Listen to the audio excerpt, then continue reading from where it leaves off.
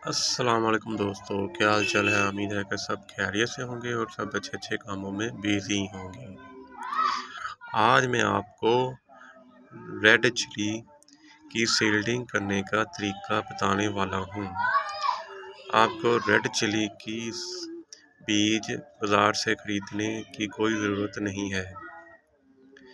आप red chilli के बीज अपनी किचन में मौजूद लाल मिर्च से भी हासिल कर सकते हैं।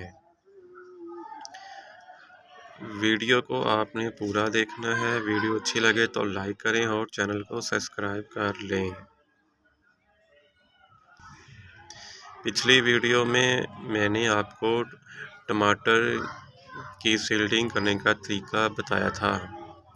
आज मैं उसकी आपको अपडेट देता हूँ कि 6 दिन के बाद इसका क्या रिज़ल्ट निकला है।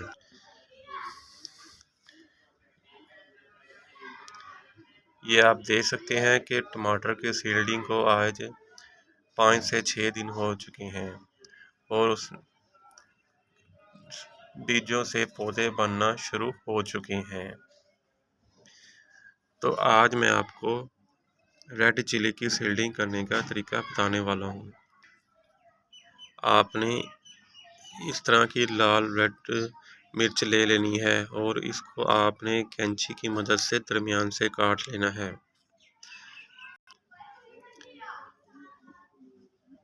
जब आप इसको दरमियान से काटेंगे तो इसमें से आपको कुछ इस तरह के बीज नज़र आएंगे।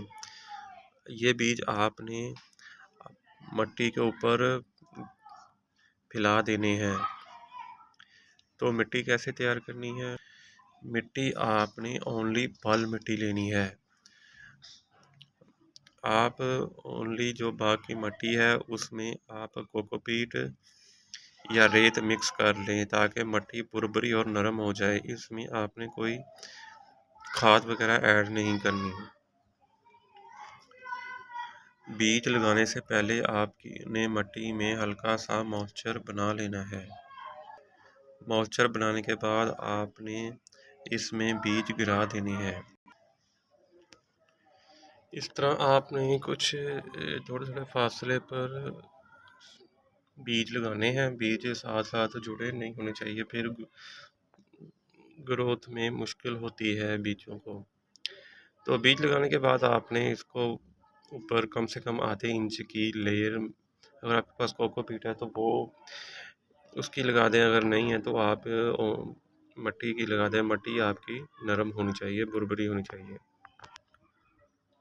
आधे इंच लेयर इसके ऊपर अब मिट्टी की लग चुकी है। इसके बाद अब हम इसमें शावर की मदद से पानी लगाएंगे। एक बार आपने अच्छे से इसको पानी लगा देना है। याद रखें कि आपने शावर की मदद से पानी लगाना है। अगर आप डायरेक्ट पानी लगाएंगे तो सारी मिट्टी और बीज अपनी जगह से हिल जाएंगे।